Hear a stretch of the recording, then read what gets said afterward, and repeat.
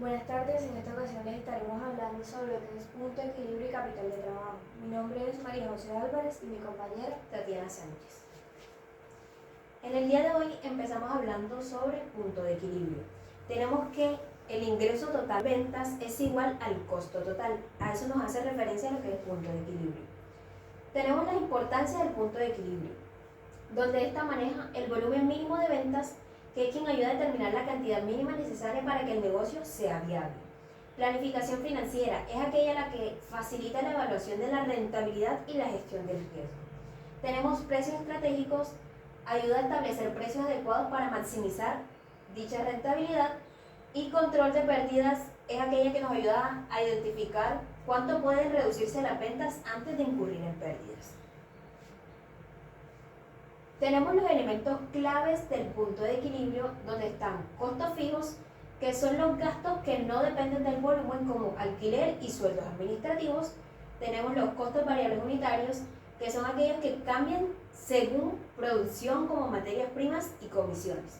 Tenemos el precio de venta, que es el valor al que se vende cada unidad del producto o servicio que estamos ofreciendo. Y tenemos que el margen de contribución, o mejor dicho, el costo variable unitario y el precio de venta, es la diferencia para dar con el margen de contribución, donde esta cubre todos los costos fijos y de ella depende si tenemos ganancias, si nos sobra. Y tenemos la fórmula del punto de equilibrio en unidades, que es punto de equilibrio es igual a costo fijo sobre precio de venta por unidad menos costo variable por unidad. Tenemos aquí un ejemplo sobre una fábrica de mochilas donde cuenta con un costo fijo mensual de 8.000, un precio de venta por unidad de 40 y un costo variable por unidad de 20. Aquí con la fórmula la calculamos y esta nos dio 400 unidades, donde la empresa debe vender 400 mochilas al mes para cubrir todos sus costos. Tenemos un punto de equilibrio en valor monetario, que es punto de equilibrio va a ser igual a costos fijos sobre el margen de contribución. Manejamos el mismo ejemplo, los mismos costos fijos, que son 8.000, el precio de venta por unidad de 40 y el costo variable por unidad de 20. Primero calculamos el margen de contribución en porcentaje. La fórmula de esta es precio de venta menos costo variable sobre el precio de venta. Aquí la calculamos, nos dio 0.5 y si la pasamos a porcentaje sería de un 50%. Y para calcular el punto de equilibrio en valor monetario punto de equilibrio monetario va a ser igual a costos fijos sobre el margen de contribución, que fue el que ya hallamos anteriormente. En esta nos dio 16.000, donde la empresa genera estos 16.000 en ventas de mochilas para cubrir sus costos fijos y variables, es decir, alcanza el punto de equilibrio en términos monetarios. Y hay unos tipos de equilibrio que son tres, que tenemos el contable, que es quien cubre los costos fijos y variables, el financiero, que es quien incluye amortizaciones, impuestos e intereses, y el económico, que es quien considera costos de oportunidad y maximiza utilidades a largo plazo.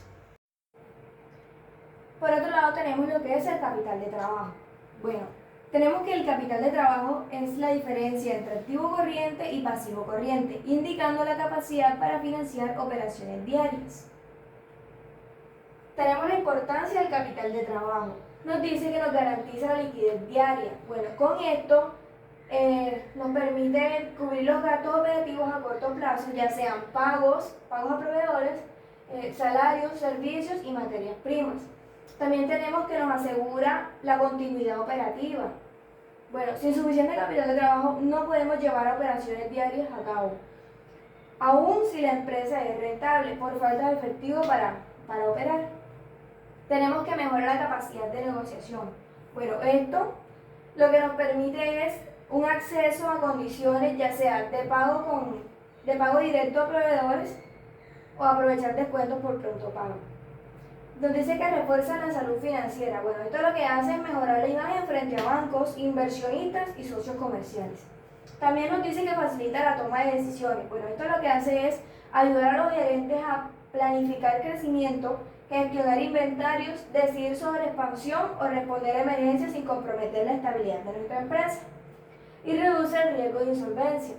Sabemos que mantener un equilibrio entre activos y pasivos corrientes minimiza el riesgo de quiebra, sobre todo en tiempos de baja demanda o en crisis económica.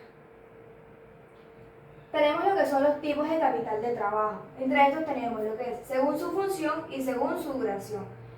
Según su función tenemos lo que es el capital de trabajo bruto, que es el total de los activos circulantes como efectivo, cuentas por cobrar, inventarios, etc. Dado que el efectivo más el inventario más los clientes nos darían el capital de trabajo bruto. El capital de trabajo neto es la diferencia entre activos circulantes y pasivos circulantes. Dada la fórmula de capital de trabajo neto es igual a activos corrientes menos pasivos corrientes. Y según su duración, tenemos el capital de trabajo permanente o fijo, que es la inversión mínima o constante en activos circulantes necesaria para mantener operaciones básicas. Y capital de trabajo temporal o variable, que este varía según la temporada o según la demanda, dependiendo de las condiciones que se estén dando en X o Y momento. Un ejemplo sería Navidad. En indicadores relacionados con el capital de trabajo tenemos lo que es la razón circulante o razón corriente, que es un indicador que mide la capacidad de una empresa para cubrir sus deudas a corto plazo con sus activos también a corto plazo. Tenemos la fórmula que nos dice que la razón circulante es igual a activos corrientes sobre pasivos corrientes.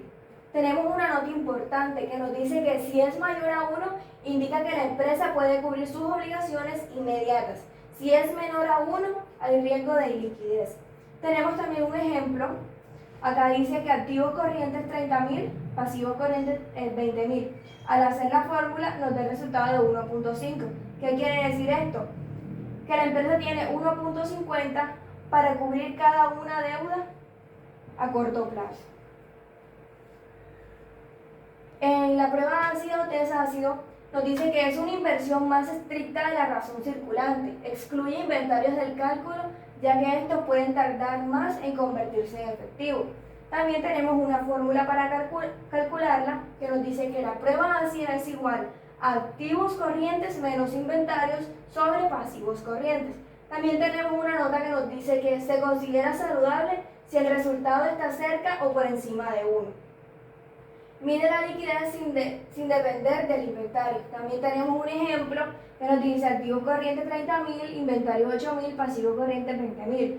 Al hacer el cálculo nos da 1,1, que nos dice que la empresa tiene 1.10 de liquidez inmediata por cada una deuda a corto plazo. La importancia de la gestión del capital de trabajo. Nos dice que nos permite una optimización del inventario. Con esto reducimos el exceso para librar recursos y evitar pérdidas. También nos menciona la planeación y control, que nos permite planificar flujos de efectivo y controlar gastos operativos para estabilidad financiera. Y por último, gestión de cuentas, con el control eficiente de cuentas por cobrar y pagar para mantener la liquidez. Eso es todo, muchas gracias.